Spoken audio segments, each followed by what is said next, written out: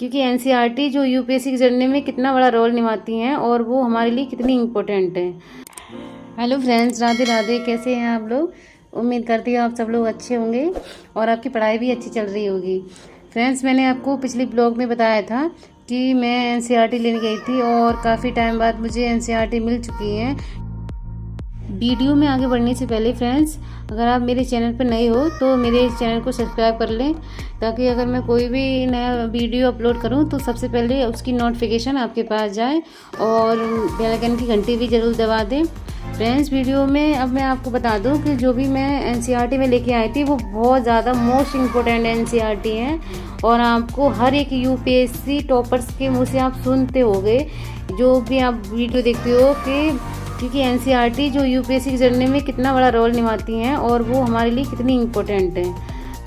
Friends, मैं तो आपसे यही कहूँगी, जो भी मेरे फ्रेंड्स हैं या वो सोच रहे हैं कि मैं यूपीएससी की तैयारी करूँगा या करूँगी, तो सबसे पहले अगर वो स्टार्टिंग करें तो 6 से लेकर 12 तक की एनसीईआरटी से करें।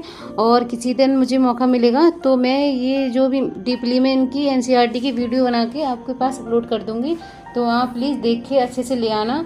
और ये हमारे लिए बहुत ज़्यादा इंपॉर्टेंट होती हैं। फ्रेंड्स, जो मैं कल लेके आई थी ज्योग्राफी की 6th क्लास की एनसीईआरटी, वो आज से मैंने स्टार्ट कर दी है पढ़ना, क्योंकि कल तो मैं दूसरा टॉपिक पढ़ रही थी, तो आज से मैंने ज्योग्राफी पढ़ना स्टार्ट कर दिया है। और फ्रेंड्स, इसमें टोटल 6 चैप्टर हैं और ये काफ़ी इंटरेस्टिंग है। अगर आप पढ़ेंगे ना तो आपको एक ही बार में समझ में आ जाएंगे। और फ्रेंड्स, आज मैंने ये इसमें ये ज़्यादा बड़ी नहीं है और ये इसमें बहुत इजी भाषा में समझाया गया है, बहुत अच्छे से। तो पहला तो चैप्टर है इसका सौरमंडल में पृथ्वी, और दूसरा है इसमें ग्लोब अक्षांश एवं देशांतर, और तीसरा है इसका पृथ्वी की गतियाँ, और इसमें 4th चैप्टर है मानचित्र, और 5th है इसका पृथ्वी के प्रमुख परिमंडल, और 6 हमारा देश भारत। ये बहुत अच्छे चैप्टर हैं और फ्रेंड्स, इसमें बहुत अच्छे से समझाया गया है हर एक टॉपिक, पृथ्वी के बारे में, वायुमंडल के बारे में। मुझे बहुत अच्छा लगा आज जब मैंने पढ़ाई की।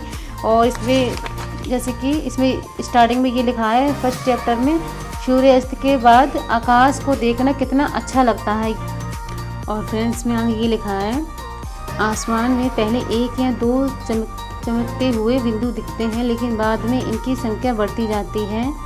आप उनकी गणना नहीं कर सकते। संपूर्ण आकाश छोटी छोटी चमकदार वस्तुओं से भर जाता है, जिनमें से कुछ चमकीले होते हैं, कुछ धुंधले।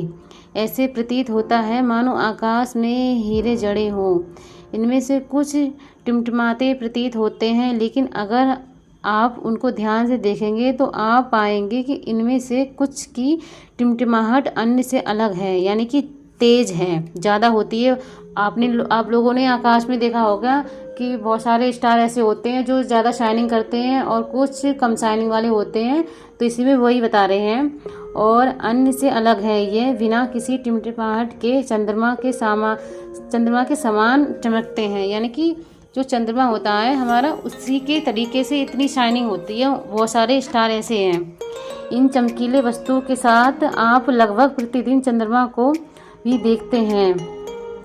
यह अलग अलग समय पर अलग अलग आकार तथा अलग अलग स्थितियों में दिखाई पड़ता है। आप पूर्ण चंद्र को लगभग 1 महीने में एक बार देख सकते हैं। यह पूर्ण चंद्रमा वाली रात या पूर्णिमा होती है। 15 दिन के बाद आप इसे नहीं देख सकते। यह नए चंद्रमा की रात्रि या अमावस्या होती है। इसमें हर एक टॉपिक बहुत अच्छे से फ्रेंड्स समझाया गया है। और आगे इसमें ये भी लिखा है, ऐसी रात में अगर आसमान साफ है तो आप आसमान का अवलोकन अच्छी तरह से कर सकते हैं। आप खुद पढ़ेंगे तो आपको बहुत अच्छे से समझ में आएगा फ्रेंड। और इसके साथ फिर मैं आगे का टॉपिक आपको बताऊंगी। फ्रेंड्स, जब मैं पढ़ाई कर रही थी तो लाइट भी चली गई थी, लेकिन मैंने अपनी पढ़ाई को नहीं रोका था, क्योंकि पहले के टाइम में ये हुआ करता था कि लाइट इतनी नहीं रहती थी। मैं तो गांव से बिलोंग करती हूँ, तो मैंने तो ज़्यादातर कैंडल से ही पढ़ाई की है। कैंडल से पढ़ाई करने का जो अनुभव है ना, वो हमें बहुत कुछ सिखाता है फ्रेंड। आपकी लाइफ में चाहे कैसी भी परिस्थिति आ जाए, हमें रुकना नहीं चाहिए फ्रेंड्स। जो हम सोच लें कि अभी ये प्रॉब्लम है या लाइट चली गई है तो हम पढ़ाई बंद करके रख दें, ऐसा नहीं करना चाहिए। पढ़ने वाले के लिए सिर्फ पढ़ाई ज़रूरी होती है, उसे बहाना बनाने की ज़रूरत नहीं पड़ती है। वो तो किसी भी हालात में पढ़ ही लेता है। और ना पढ़ने वाले के पास हज़ारों बहाने होते हैं कि अभी नहीं पढ़ना है, या कल पढ़ लूँगा मैं, या कल पढ़ लूँगी, ऐसा भी बोल देते हैं बहुत सारे लोग। तो वो लोग लाइफ में कभी आगे नहीं बढ़ सकते फ्रेंड्स। अगर आप मेरी बात से सहमत हो तो प्लीज़ मुझे कमेंट करके ज़रूर बताना कि मैं गलत बोल रही हूँ या सही बोल रही हूँ। अगर मेरी बात को किसी को बुरा लगे तो फ्रेंड्स, जो भी मुझे बोलना होता है वह सच ही बोलती हूँ। बाकी लोगों के ऊपर डिपेंड है कि वो किस तरीके से ले जाते हैं। जीवन में धोखा खाना भी बहुत ज़रूरी है, क्योंकि चलना माँ बाप सिखा देते हैं, लेकिन संभलना खुद ही सीखना पड़ता है। ये बात सच है फ्रेंड्स कि सब कुछ तो मतलब हम माँ बाप से नहीं सीख पाते हैं। माना कि जो हमारा बच्चों की फर्स्ट टीचर होती है वो उनकी माँ होती है, लेकिन हमें कभी कभी ठोकरें जो हमारी लाइफ में बुरी हालात आते हैं ना, उनसे भी हमें सीखना पड़ता है।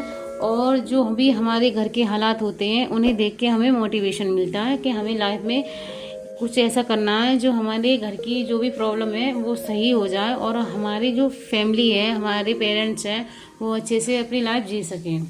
तो ये सोच कर अगर आप पढ़ाई करोगे ना तो फ्रेंड्स कभी आप डिमोटिवेट नहीं होगे। आपका जो भी मनोबल है वो हमेशा बना रहेगा, और आप पढ़ाई करने से कभी बोर फील नहीं करोगे। फ्रेंड्स, मैं भी ये सोचती रहती हूँ कि लाइफ में अगर कुछ करना है ना तो सिर्फ ये सोच के करो कि हाँ, मुझे अपने माँ बाप के लिए बहुत कुछ करना है। ये बात मैं काफ़ी वीडियो में बोल चुकी हूँ। आप ये सोच रहे होगे एक ही लाइन सेम वीडियो में। तो फ्रेंड्स, मैं आपको बता दूँ कि मेरी लाइफ में सबसे ज़्यादा इम्पोर्टेंट मेरे पेरेंट्स हैं, और उनसे बढ़कर मेरे लिए कुछ भी नहीं है। इसलिए मैं अपने माँ बाप से बहुत ज़्यादा प्यार करती हूँ। अच्छा फ्रेंड, ये बताइए कि आप लोग कितने घंटे पढ़ाई करते हैं? तो प्लीज़ मुझे कमेंट करके ज़रूर बताएं कि आपका जो दिन का टारगेट होता है वो कितने घंटे का होता है, या आप लोग कितने बजे उठते हैं। तो मुझे भी अच्छा लगेगा फ्रेंड्स। मैं आपसे कितनी बार रिक्वेस्ट करती हूँ फ्रेंड्स कि आप भी अपनी स्टडी शेयर किया करो। मुझे भी अच्छा फील होगा कि मेरे साथ कितने सारे लोग हैं जो मेहनत कर रहे हैं। तो अगर आप मुझे कमेंट करके बताएंगे तो मुझे अच्छा फील होगा फ्रेंड्स, इसलिए प्लीज़ कमेंट करके ज़रूर बताया करें मुझे। फ्रेंड्स, का जो 4th चैप्टर है उसमें ये लिखा है पृथ्वी के प्रमुख परिमंडल, और इसमें ये लिखा है, जैसे कि आप पहले अध्याय में पढ़ चुके हैं, कि पृथ्वी एकमात्र ऐसा ग्रह है जहाँ जीवन है। मानव यहाँ जीवित रह सकता है क्योंकि जीवन के लिए आवश्यक तत्व भूमि, जल तथा हवा पृथ्वी पर मौजूद हैं। पृथ्वी की सतह ऐसी है जिसमें पर्यावरण के 3 महत्वपूर्ण घटक आपस में मिलते हैं तथा एक दूसरे की प्रभावित करते हैं। पृथ्वी का ठोस भाग जिस पर हम रहते हैं उससे भूमंडल कहा जाता है। गैस की परतें जो पृथ्वी की चारों ओर से घिरती हैं उसे वायुमंडल कहा जाता है, जहां ऑक्सीजन, नाइट्रोजन, कार्बन डाइऑक्साइड तथा दूसरी गैसें पाई जाती हैं। पृथ्वी के बहुत बड़े भाग पर जल पाया जाता है जिसे जलमंडल कहा जाता है। जलमंडल में जल की सभी अवस्थाएं जैसे बर्फ, जल एवं जल वाष्प सम्मिलित हैं। जीवमंडल एक सीमित क्षेत्र है जहां स्थल, जल एवं हवा एक साथ मिलते हैं, जहां सभी प्रकार के जीवन पाए जाते हैं। भूमंडल, और इसमें ये लिखा है पृथ्वी के ठोस भाग को भूमंडल कहा जाता है। यह चट्टानों तथा मिट्टी की पतली परतों का बना होता है और समुद्री जल का तल सभी जगह समान होता है।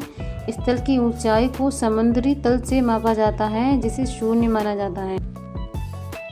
खुल जाएंगे सभी रास्ते, तो रुकावट से लड़ तो सही, सब होगा हासिल, तो अपनी जिद पर अड़ तो सही। फ्रेंड्स, अगर हम अपने सपने को लेकर बहुत ज़्यादा सीरियस होंगे ना तो हमें किसी की भी ज़रूरत नहीं पड़ेगी कि कोई आके हमें समझाएगा कि या कोई हमसे कुछ भी बोल के चला जाए, तो हमें किसी भी चीज़ का कोई फ़र्क नहीं पड़ेगा, क्योंकि हमें ये सोच लेना है कि हमें अपना सपना पूरा करना है। और बाकी बातें साइड में रखो और हमें कुछ भी नहीं सोचना। जो हमें करना है वो हमें करके दिखाना है। अगर आपको मेरी वीडियो अच्छी लगी हो तो मेरी वीडियो को लाइक करें, चैनल को सब्सक्राइब करें। तब तक के लिए टेक केयर, बाय बाय, और अपना ध्यान रखना फ्रेंड्स।